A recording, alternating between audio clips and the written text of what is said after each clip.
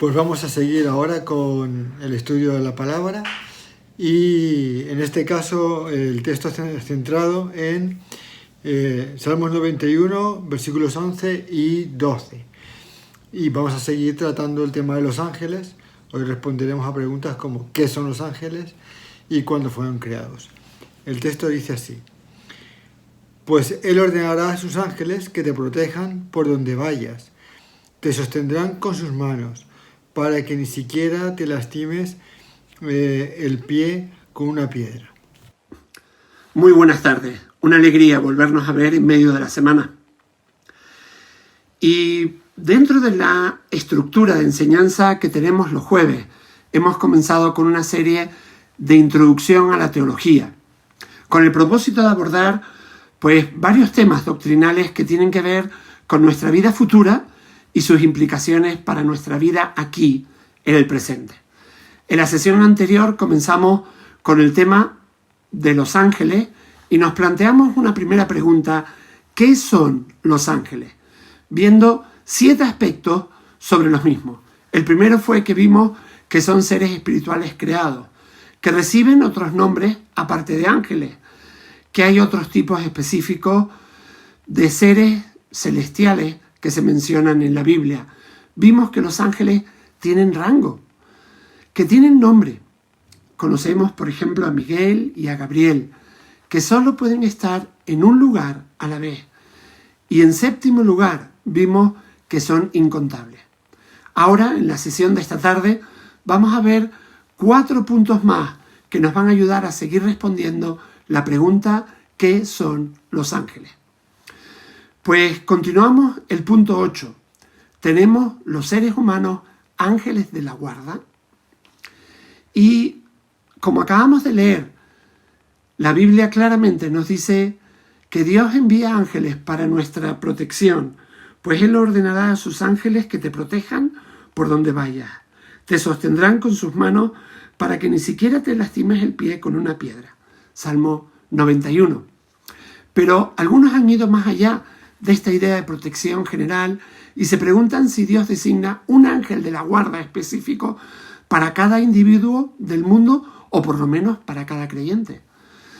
Se ha hallado respaldo para esta idea en las palabras de Jesús cuando a los niños, como leemos en Mateo 18:10, le dice lo siguiente: cuidado con despreciar a cualquiera de estos pequeños. Les digo que en el cielo sus ángeles siempre están en la presencia de mi Padre Celestial. Sin embargo, nuestro Señor puede simplemente haber estado diciendo que los ángeles que han sido asignados a la tarea de proteger a los niños pequeños tienen acceso libre a la presencia de Dios. El que los discípulos, por ejemplo en Hechos 12:15, hayan creído que el ángel de Pedro pudiera haber estado tocando la puerta, no necesariamente implica que creían en un ángel de la guarda individual. Dice: ¿estás loca?, le dijeron. Como ella insistía, llegaron a la conclusión: debe ser su ángel. Pudiera ser que creían que un ángel estaba guardando o cuidando a Pedro en ese momento. Por todo esto que hemos comentado, parece que no hay en el texto bíblico ningún respaldo convincente a la idea que existen ángeles de la guarda individuales. Por tanto, concluimos que sí es verdad que Dios nos guarda también a través de sus ángeles, pero no existen ángeles de la guarda individuales. O por lo menos no encontramos ningún principio en la Biblia que nos haga creer esa realidad. Y llegamos al 9º punto, siguiendo el esquema que plantea Grudem en su teología sistemática. Los ángeles no se casan. Hemos visto hasta ahora que son seres espirituales creados, que reciben otros nombres aparte de ángeles, que hay otros tipos específicos de seres celestiales que se mencionan en la Biblia. En cuarto lugar, vimos que los ángeles tienen rango. En quinto lugar, vimos que tienen nombre. Conocemos a Miguel y a Gabriel. En sexto lugar, que solo pueden estar en un lugar a la vez.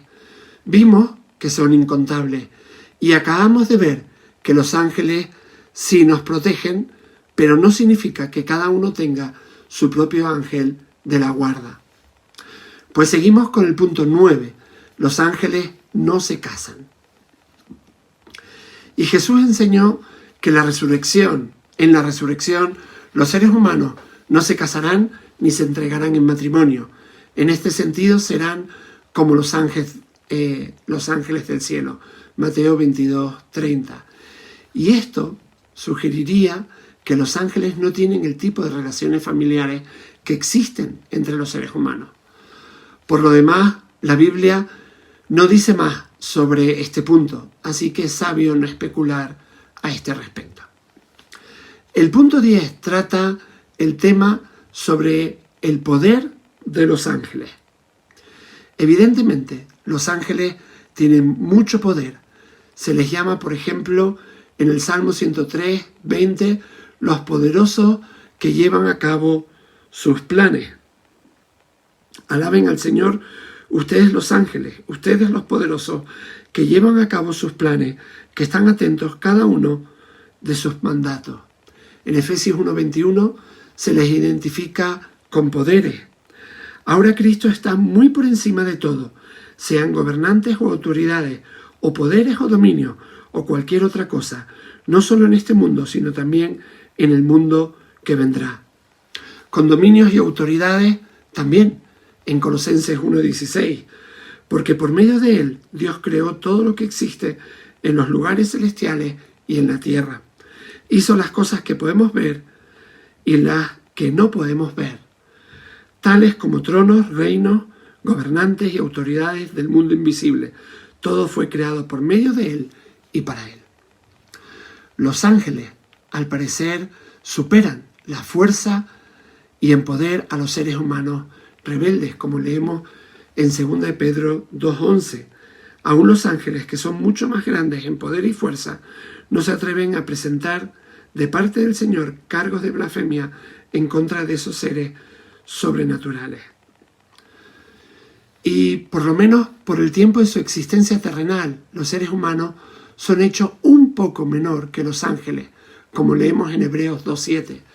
Y aunque el poder de los ángeles es grande, ciertamente no es infinito, pero lo usan para batallar contra los poderes demoníacos del mal que están bajo el control de Satanás. Leemos en Daniel 10:13, pero durante 21 días el espíritu, príncipe del reino de Persia, me impidió el paso. Entonces vino a ayudarme Miguel, uno de los arcángeles, y lo dejé allí con el espíritu, príncipe del reino de Persia. Seguimos leyendo acerca de esto en Apocalipsis 12, del 7 al 8. Entonces hubo guerra en el cielo. Miguel y sus ángeles lucharon contra el dragón y sus ángeles. El dragón perdió la batalla y él y sus ángeles fueron expulsados del cielo. Y en Apocalipsis 20, del 1 al 3, seguimos leyendo. Luego vi a un ángel que bajaba del cielo con la llave del abismo, sin fondo y una espada y una pesada cadena en la mano. Sujetó con fuerza al dragón, la serpiente antigua, quien es el diablo, Satanás, y lo encadenó por 1000 años.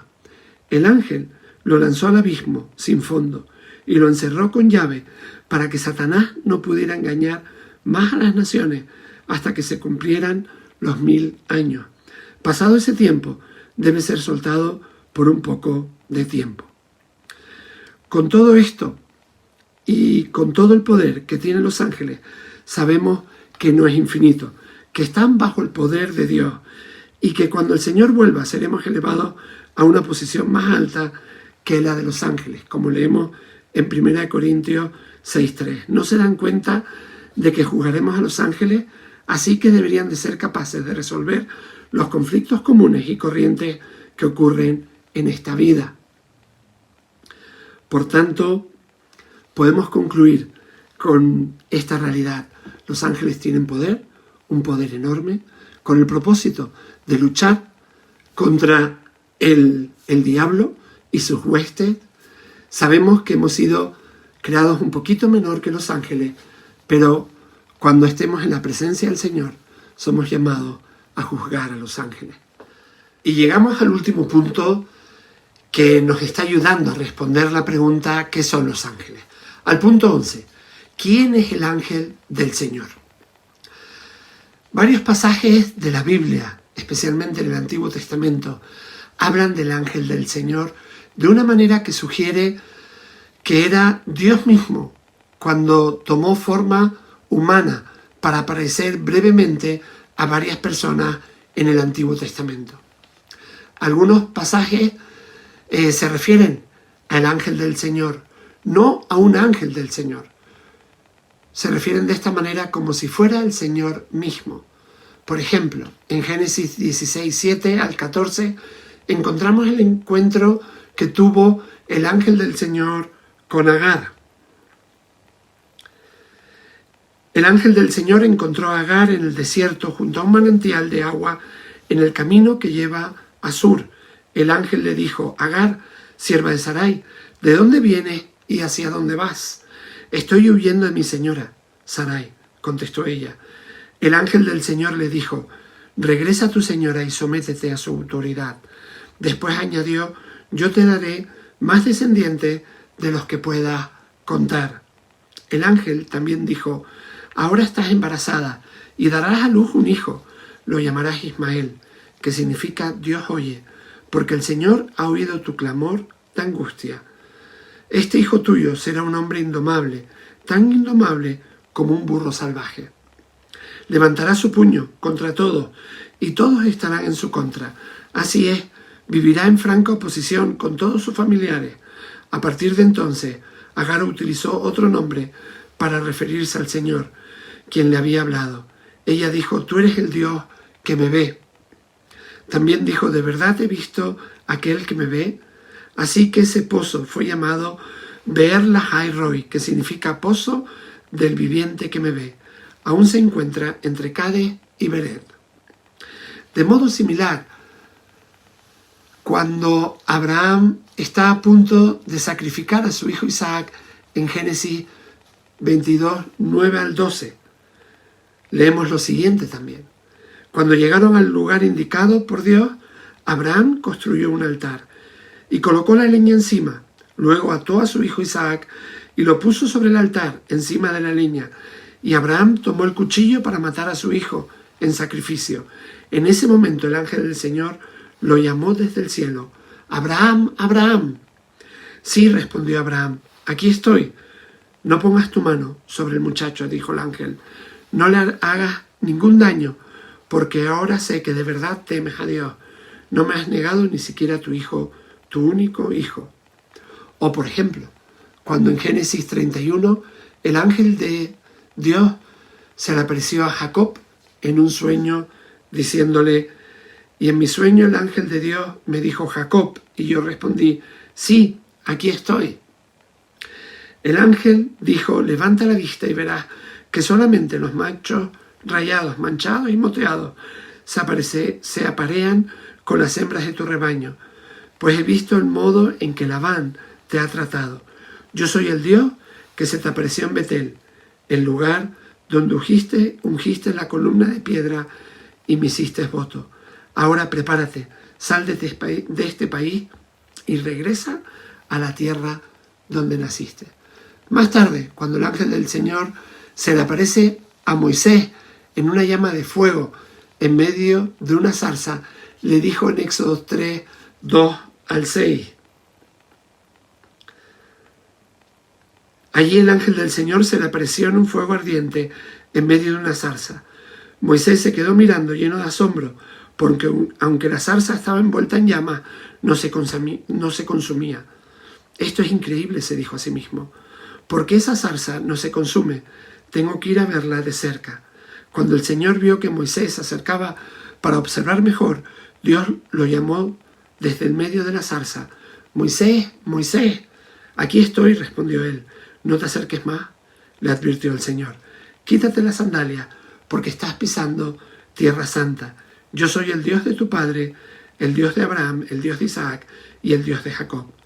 Cuando Moisés oyó esto, se cubrió el rostro porque tenía miedo de mirar a Dios.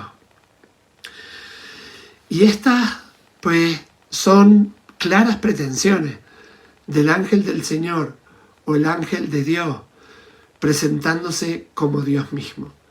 Tal vez, más específicamente, como Dios Hijo, que por breve tiempo toma un cuerpo humano a fin de aparecerse a seres humanos. En otras ocasiones parece que se hace alguna distinción entre el ángel del Señor y Dios, por ejemplo, en 2 Samuel 24:16 o en Salmos 34:7 o en Zacarías 1 del 11 al 13. Y por otro lado, hay pasajes que mencionan un ángel del Señor, por ejemplo en Lucas 1:11, que por lo general están hablando de un ángel enviado de Dios. Con estos 11 puntos podemos responder de forma bastante completa a esta primera pregunta que nos hemos planteado acerca de los ángeles. ¿Qué son los ángeles? Hemos visto 11 puntos que los voy a repasar antes de terminar la sesión de hoy. Sabemos sobre los ángeles, en primer lugar, que son seres espirituales creados, que reciben otros nombres aparte de ángeles. En tercer lugar, que hay otros tipos específicos de seres celestiales que se mencionan en la Biblia. En cuarto lugar, vimos que los ángeles tienen rango. En quinto lugar, vimos que tienen nombre. Conocemos a Miguel y a Gabriel. En sexto lugar, que solo pueden estar en un lugar a la vez. En séptimo lugar, vimos que son incontables. Sabemos que los ángeles sí nos protegen, pero no significa que cada uno tenga su propio ángel de la guarda. En noveno lugar, sabemos que los ángeles no se casan. En el punto 10 hablamos acerca del poder de los ángeles. Son seres poderosos que luchan en pos de Dios, que están bajo el poder de Dios y que cuando el Señor vuelva seremos elevados a una posición más alta que la de los ángeles. Y en el punto 11 vimos quién es el ángel del Señor, que es como se presenta Dios mismo, tal vez más específicamente como Dios Hijo, que por breve tiempo toma un cuerpo humano a fin de parecerse a seres humanos. Estos 11 puntos nos ayudan a saber lo que dice toda la Biblia acerca de qué son los ángeles. El próximo jueves trataremos de responder las preguntas: ¿cuándo fueron creados los ángeles? Y en lugar de los ángeles, el propósito de Dios. Así que un abrazo enorme y que tengan un bendecido final de día. Que el Señor los guarde.